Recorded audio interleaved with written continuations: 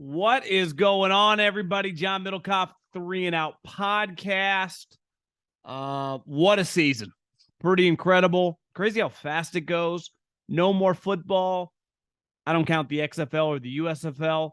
No more NFL football or college football, obviously, till early September. Luckily for us, the combine, free agency, the draft will keep us rocking and rolling for a while. Still have some thoughts on what we witnessed last night in the Super Bowl. We'll discuss that. What a game. What an outcome. What a legacy definer for the Chiefs and Mahomes and Andy. We will discuss that as well as, listen, I'm still very bullish on the Eagles moving forward. I've heard some negativity or seen it on the interweb about why they might be in trouble moving forward cap-wise and some of their free agents. I want to discuss some of the positive things they got going for them. One of the big stories over the weekend that me and Coward didn't get to discuss on Sunday night was Carr exercises no trade clause and will be released. Have some thoughts there, as well as the Middlekauff mailbag. I need you guys. This is when I ride you guys. At John Middlekauff is the Instagram. Fire in those DMs. Pepper me with any question you have. Football, life, you name it. Fire in those DMs at John Middlekauff and get your question answered here on the show. We do them Tuesdays. We put one out on the weekend. Might actually transition that one to Friday's podcast now. We will see, but my Instagram, fire in those DMs, as well as if you listen on Colin's feed, make sure you subscribe to the 3 and Out feed. Check out the Volumes YouTube page. A lot of content going. I'm obviously full speed ahead. The golf podcast starts up this week. Go low, just on this feed. Tiger returns. Waste Management, which was just in my backyard. The Netflix special Full Swing starts. So we will have a lot of content. I've already lost a lot of money gambling on golf and won a little. Thanks to Max Homa. So we will dive deep into that. And yeah, where do I want to start here? Before I dive into the Chiefs, one thing that really stood out, I spent a lot of Sunday night watching the two quarterbacks talk. Obviously, Mahomes kind of running around the field and watching Jalen's post-game press conference. Those guys, and really the majority of young quarterbacks, this is why with the draft not far away, and there's definitely 3 quarterbacks that are going to be discussed ad nauseum: Bryce Young, CJ Stroud, and Will Levis. Character and wiring means so much at that position. You can get away with it at other positions. You clearly do get away with it at other positions, but it's a tried and true formula. The higher level guys are usually the higher level players. And Mahomes is just the total package. I mean, you watch him talk after the game, the praise he gives his coaches, his teammates. He never, ever feels like a I guy for this guy who's an absolute legend in the biggest sport in America, and he's 27 years old. To have that type of maturity, I mean, just think about it yourself. I'm 38. He's more mature than me. You know, most people I know, most of my friends in our mid-30s are not that mature relative to the weight of a franchise, of a fan base, the way he handles himself. Colin mentioned it last night. Like, it's just reflective of your parents and who raised you. And Jalen's the same thing. Son of a coach, the wiring the guy has. Mahomes clearly has more natural ability, especially when it comes to his arm.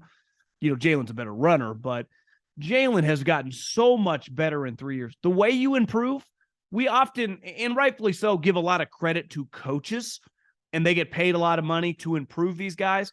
But it's a 6-month year of sport, right? OTAs is kind of a joke now. A lot of it's on you. Your discipline, your focus, your desire, your drive. And this is something, you know, back when I was going to these scouting meetings and during the draft and free agency, you spend so much time discussing, because ultimately you're signing the human being, the guy, as much as the player. And you're either getting better or you're getting worse. And these are 2 guys that just constantly get better. And obviously Mahomes is the peak, you know, it just doesn't get much better. I mean, he's going to go down as one of the greatest athletes in the history of this country. But Jalen, what he has done and what he has accomplished is remarkable, because improvement, when I did not think he was going to be this good. Hell, I thought he was going to be a running back. He couldn't throw in college. And anyone listening to this that watched him has to agree. He was not a great thrower. He's dramatically better thrower now. He is good enough to win a Super Bowl. We'll dive into some of the Eagles stuff. But when I think about the Chiefs, and I was obviously in Philly around Brett Veach and Coach Reid, the number one thing to me, having just 24 hours to think about, that stands out to me about their franchise is synergy, and how everyone in that organization, at least their three most important employees, the coach, the GM, and the quarterback, are all on the same page. They speak each other's language. When Mahomes talks about the team, first two people he often mentions, Andy Reid, Brett Veach. And now he has hard evidence that they will do whatever it takes for that team to win. And for him specifically, remember just a couple weeks ago when he hurts his ankle against the Jacksonville Jags, most coaches do not care, will just go down with the ship, that guy limping around. Andy Reid told him, pointed at the back, you're not going back in that game, Patrick, until you get an x-ray. And if the x-ray's cool, you can come back in the game. And listen, in the heat of the moment, a lot of coaches might have been like, oh, go tough it out. Now, ultimately, he came back in the game, and he turned out to be fine, and he was obviously able to play from there on out. But Patrick has seen the coach who not only believed him as a player, but loves him as a human and takes care of him as a player, and a general manager that last offseason, I wouldn't say made a controversial move, but they traded one of the best players in franchise history and one of the greatest deep threats we've ever seen. And they came back the next year, locked and loaded with talent everywhere. They were much more of a complete team. Their defense was dramatically better. He has seen over the last couple of years, their defense dramatically improve. Offensively, he can land a seventh-round rookie who'd be a stud. He can revamp the offensive line. So Patrick Mahomes now has a front row seat of, obviously, his coach is a future Hall of Famer and an all-time great, but his GM can just revamp an organization. So this organization has three guys that have complete trust in each other. Brett Veach's career started as Andy Reid's personal assistant. And now he's his general manager with the Kansas City Chiefs and putting together a Hall of Fame resume as an executive. So when I think the Chiefs, I think synergy and I think cohesion. It's one thing, because ultimately with the Patriots for a long time, it wasn't three people because Bill was also the GM. It was just two. Now, it doesn't mean you're always going to agree. It doesn't mean you're always going to be singing Kumbaya.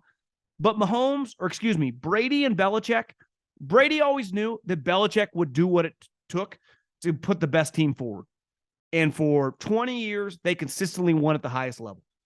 And I think these three guys now are just operating on a level that just, for the most part, it's in a different world than everyone else in the league, from the sense of they just have the best quarterback and they have the best coach.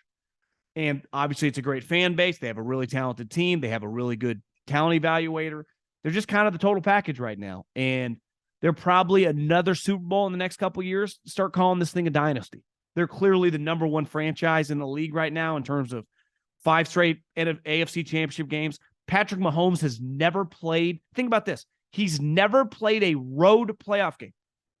Only home playoff games beside the Super Bowl. So in 5 years as a starter, he has been only home playoff games and been 3 Super Bowls. So they are just kicking ass and taking aim. And speaking of the coach, I'm a big believer with talented people that the cream always rises, that eventually the talent rises above everyone else. Now, one thing as you age, you realize not everyone's path to success is the same line. There is no direct path that if I do something a specific way and have success, and then you ask me for advice and I tell you just to copy me, it's not possible. We all have to run our own race. We all have to take, different lines to where we want to get. Not every road goes in the same direction in our individual careers. But I believe to my core that if you're really good at what you do, you obviously have to possess some things. A strong work ethic is very important. And a will to not kind of tap out, whether you consider that discipline, whether you consider that a relentless mindset, grit, however you want to describe it. just a willingness every day or, 5-6 days a week to just keep on swinging and not be detoured by failure, because I don't care what you do, there are going to be setbacks. I don't care how good you are. Belichick got fired. Steve Jobs got fired. Very successful people go bankrupt. Like, welcome to life. It's hard. Andy Reid got fired once upon a time. I know I was there. I got fired about 3 or 4 months later. But Andy's a great example. In my life, his work ethic is unparalleled. Never seen anything like it. Because part of it was just his energy. He has an energy, and I'm a big believer in this, that in most human beings that, definitely like talk for a living, motivational people, they always tell you this, but I do believe it's true, that find what you're passionate about and do that for a living. It's not because like it makes life super happy and every day is great. It's because it's so much easier to work when you like what you do, right? I don't care whether you talk about football for a living, whether you sell software, or whether you make turkey sandwiches at the #1 deli in America. There are going to be days when you're mad, when you're angry, when you don't want to go to work. We're all human beings. But when you do enjoy it at its core, you are more likely to work. You're more likely to just, hey, I'm working on Sunday night and it doesn't feel like work. Hey, I'm in the office Friday afternoon when my buddies are playing golf. I got shit to do. This is part of the deal. And Andy's work ethic, I think it's got to be. And listen, football, these guys are wired kind of crazy. The amount of hours they work is not like many industries. Maybe Wall Street, maybe some financial, jobs, but it's pretty rare. I don't care what you do to work 100-hour weeks. And that's what a lot of coaches do. And his ability, even in his mid-60s, to be just doing this now for 30-plus years in the NFL. I mean, he's been coaching for 40-plus. And to love it as much now as he did when he was 30 years old is honestly why a lot of coaches, they have success, because it keeps them young. Because you're still coaching a kid's game, but you get paid a lot of money to do it. And clearly Andy he's got two things going for him, right? He has a natural feel for offensive play calling. I think, I don't know if you're born with that. I mean, you're clearly taught that over time. But I think we have evidence that some guys are better at it than others, right? And the other thing that I don't know if he quite gets enough credit for is he's unreal with players. Players love him. Whether he trades you, whether he cuts you, that he just resonates with them at a very personal level. And it comes natural to him. That's a natural kind of way that he interacts with guys. And I think he just cemented himself as a Hall of Famer.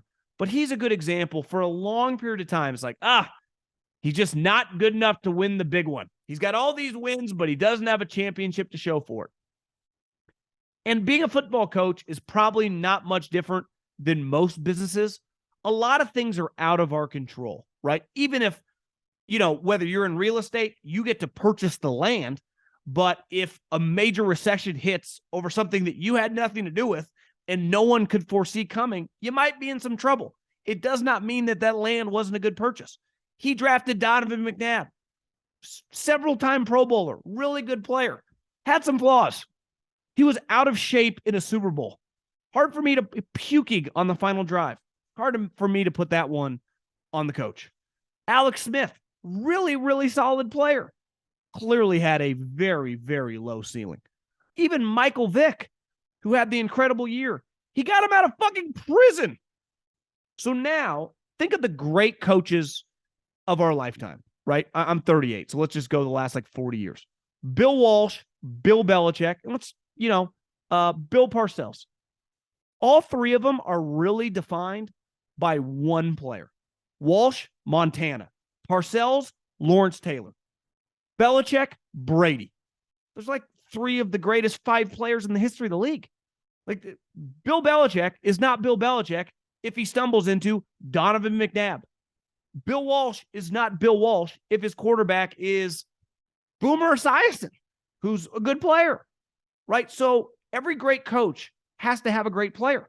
Phil Jackson, and I always say this, it's hard. Let's face it, most coaches, whether you're a good high school coach, whether you're a good college coach, or whether you're a good pro coach, can take a solid starter and get him to overachieve, can get an overachieving player and have him have a good season. Like, that's most coaches worth their salt can function with that. But not most coaches can handle elite players. And I would say one of Andy's greatest traits is you give him the cream of the crop. That's who he coaches the best. And those guys excel under his watch, just like they did with Belichick, just like they did with Bill Walsh, just like they did with Bill Parcells, just like they did with Phil Jackson. To be a great coach, you need great players. But then with those great players, can you have them sustain their level of play year in, year out? I think Mike Tomlin said that he said that to McVay and Schrager on their podcast a couple years ago. That's what's any coach can take a C player, turn him into a B. But can you take my A player and have him play like an A every single year? And that's what Andy's doing with the best thing that's ever happened to him, Patrick Mahomes, and now he's kicking everyone's ass consistently. I mean, he's won the division 6 straight years. Well, who's going to pick them to not win the division next year? Not me, not you. So very happy for Coach Reid's success and well-deserved, and it just shows you just keep swinging. You just keep swinging. If you have talent, we all go through shitty times. He got fired 10 years ago. He got fired. Think about that. Fired. How many of you listening have been fired? Probably not that many. You know, I meet people all the time, like, never been fired. I've been fired twice. It's just depending on what business you work in. It's just, certain industries you can be more inclined to be quote unquote laid off or fired, but it's just pretty awesome for him. And then on the Eagles, I saw a lot of people today talking about how Philly has kind of peaked, the cap space situation. They got a lot of free agents, and I got to push back. I'm very bullish on the Eagles' future. And one thing, Colin and I talked about, anyone worth their salt that watched that game had to be like, God damn, they have a quarterback who you can win a Super Bowl with. Now, is Jalen ever going to be consistently a top 2 or 3 guy year in, year out? Probably not. Like, I wouldn't take Jalen wouldn't take him over Mahomes, wouldn't take him over Allen. I wouldn't take him over Herbert, right? I just wouldn't. Trevor Lawrence, if I'm betting for the next 10 years, like, I'm still leaning that way.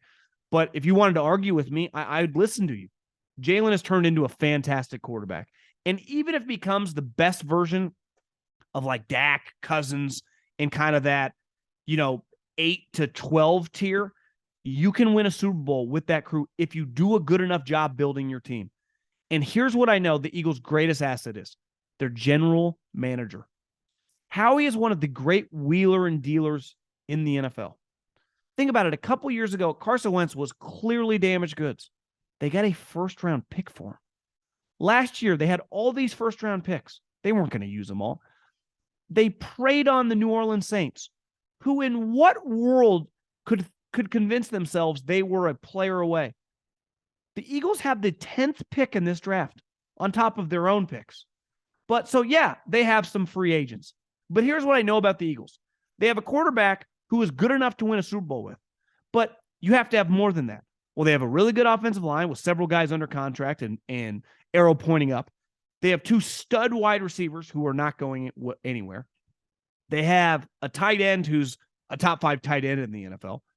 They have several impact defensive linemen all under contract. And like I said, they have the 10th pick in the draft, so they can get an impact player. And Howie is always one of the more active traders in the NFL. I would feel very good. And overall, the other thing that you should be the most bullish on, like, unlike the Chiefs, every year you make the Super Bowl in the AFC, like, God damn, that was hard. We had to go through Burrow. We had to go through Josh Allen. We had to go through the Jags, Herbert. I mean, he's got maybe Deshaun Watson gets good again, even though I don't know if I'd bet on that one. Maybe Sean Payton gets the Broncos rolling. It's hard. The Jets get Aaron Rodgers. There's just teams everywhere with a lot of talent. That ain't the NFC. I mean, think about the NFC. Who is really good? 49ers? I mean, they still got major questions at quarterback. The Cowboys? I mean, there are 3 teams do you feel like pretty confidently they're good. The Vikings, kind of. I mean, they got a couple good players. Their defense, I don't trust at all. The Giants, I mean, their quarterback's not even under contract. Their best player on the team is a free agent. And most times you immediately re-sign him. He's a running back. I'm not re-signing and overpaying a running back. They just saw the Kansas City Chiefs. The best running back they've had since Jamal Charles. It's a fucking 7th-round pick. God, that guy's good. Isaiah Pacheco's a monster. A monster. So it just shows you the NFC is wide open, but it's really not. There are like 3 or 4 teams that are dramatically better than everyone else. Starts with the Eagles and the 49ers and probably the Cowboys. The Vikings are clearly not on their tier. And the Giants, while I believe in their coach, just have a lot of holes on their roster and have some major free agents. So I just think the NFC kind of sucks. And part of the way your conference gets good or bad is the quarterbacks. Well, Jalen Hurts probably the best quarterback in the NFC. He would not be a top 3 quarterback in the AFC. Probably wouldn't be a top 5 quarterback in the AFC. So I would be bullish if I was the Eagles. Never easy losing a Super Bowl, especially one where for a large percentage of the game you outplayed them. One issue I do have with the Eagles, and I mentioned this on Sunday night's pod, is that I'm a big believer in linebacker play, impact linebackers. Because when I got out of the NFL and I started getting into this business, I was around the 49er Harbaugh teams, and I saw the impact of Bowman and Willis. And then over the last 4 or 5 years with the 49ers, I saw the impact of Fred Warner and Dre Greenlaw. And watching the game yesterday, one massive disadvantage/advantage was the linebacker play. The Eagles linebacker play isn't that good. The Chiefs linebacker play, just from a speed perspective and physicality perspective, is way better. Bolton, the young middle linebacker, is a stud. He's everywhere. Your run defense is going to suck if your linebackers suck, because this is not high school football. Just because you have Reddick, Hargraves, Sweat, they're not going to make every single play in the running game. Your linebackers are typically going to combine, let's say you got 2 starting linebackers, are going to combine for 20 tackles a game. So if those guys are not playmakers, you're at a disadvantage. You are not going to have, like, there are going to be a lot of 2-yard plays for teams with good linebacker plays. They're going to turn into 7-yard plays. And I thought that happened a lot. And the Eagles do not value the linebacker position. That is something that I would change. But we'll see. Now, I don't think they're going to take a guy with the 10th overall pick, but they need an impact linebacker. I think that's very, very important. So, fantastic game. Very, very fun season. A lot of storylines. A lot of just meat. I mean, it was very, very enjoyable. And now we're basically on to 2023. And it starts here in a couple weeks at the Combine. And then we'll rock and roll right into free agency, which is not far away. And speaking of free agency, it became official that Derek Carr has asked, or I guess he wouldn't waive his no-trade clause. So essentially the Raiders are going to cut him. And I'd argue the majority of deals that are made at a high level in any business, both sides got to feel pretty comfortable. The majority of deals being made are not one side getting railroaded. Now, it may lead out to that big picture long-term, but at the time you sign the deal, there shouldn't be some huge disadvantage for one side. This is not, seller's market 2021 where every person selling a house was taking the buyer to the woodshed. Deshaun Watson and his agent against the Browns, that was a one-sided affair. Those are kind of outlier situations. Most contracts, right? Remember we all scratching our head over the Kyler Murray trade, the Kyler Murray contract. We're like, how does this make any sense? Didn't make any sense. Like when you paid and traded for Tyreek Hill and Devontae Adams, it costs a lot. Trade assets and money. Both those guys delivered. I'd argue it was a win-win for both organizations. Tyreek Hill was like the borderline MVP of the league. He was worth every penny. Same with Devontae Adams. Absolutely kicking ass. I like to have win-win deals. And the Raiders last year they couldn't upgrade their quarterback position. And because Derek was going to be a free agent after this season, they tried to kind of have their cake and eat it too by putting him on this modern day contract of paying him essentially like high 30s, $40 million a year, but make it a year-to-year deal. which no starting quarterback signs anymore, who's any good, who's a top 15 quarterback. That's not the way that business is done. But the way that they got him to do that is they gave him this, random arbitrary date, February 15th, that he had the right to, you had to pay me a month before free agency, and I get a no trade clause, like I'm Giannis Antetokounmpo or, fucking Luka Doncic. But they gave him that, and the moment they did, because think about this, Carson Wentz, massive contract, first-round pick traded for. Matt Ryan, shot, old, not good anymore, making a lot of money, third-round pick. Quarterbacks, because the scarcity in the market and the demand far outweighs the supply. Even when you're quote-unquote damaged goods or making a lot of money, I can always trade you for a second-day pick.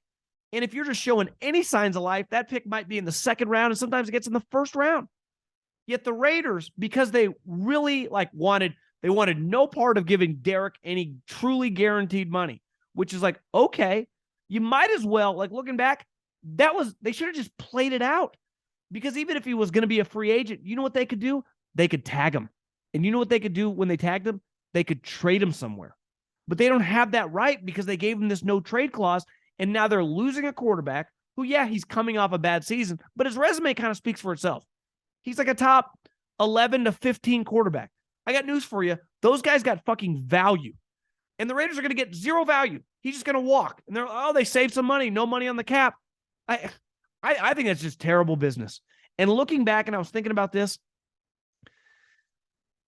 thinking about the Chiefs and Andy and Veach, how they're on the same page. They're really good at their job. Howie Roseman can just remake teams, can hire coaches, can draft quarterbacks, just put his team in success. There is just no guarantee that the Josh McDaniels, Ziegler have any clue what they're doing, because they are going to release a quarterback who's just going to walk for free. That is low-level NFL business. Some of these coaches moving places, DeMeco Ryans has hired one of Kyle Shanahan's minions. It looks like both Eagles coordinators. Shane Steichen is going to be the Colts head coach. It kind of feels like Jonathan Gannon is going to be the Cardinals coach. Here's what I know. If I was hiring a coach, obviously leadership, mental toughness, being able to handle stress, and anyone at the top of the food chain, all the boxes you have to check about the wiring upstairs really matters. But I think being talented and having a point of difference as a scheme guy in 2023 is really important. And the one thing I'd say, if I'm the Colts and I'm hiring Shane Steichen, I feel pretty good about that. I've seen him have a dominant offense, and I've seen him directly coach a quarterback who a couple years ago everyone would have agreed was limited, and 2 years later makes him an MVP level candidate and a guy that easily could have won a Super Bowl. If I'm hiring DeMeco Ryans, I know he's a good leader. He's been a team captain. He's a high-level player. But then as a coach, as a defensive coordinator, he can lead a top defense. So I can see him scheming. Jonathan Gannon, if he is actually the Cardinals head coach, seems like a pretty big extreme, because the people I know in Philly, they love the guy. I think as a human being, very impressive. People think very highly of the human, which is important. But I watch his defenses, and I just see a little something there to be desired. So, I can bring him to Arizona, and he can bring good character and leadership. But you also got to scheme on the field.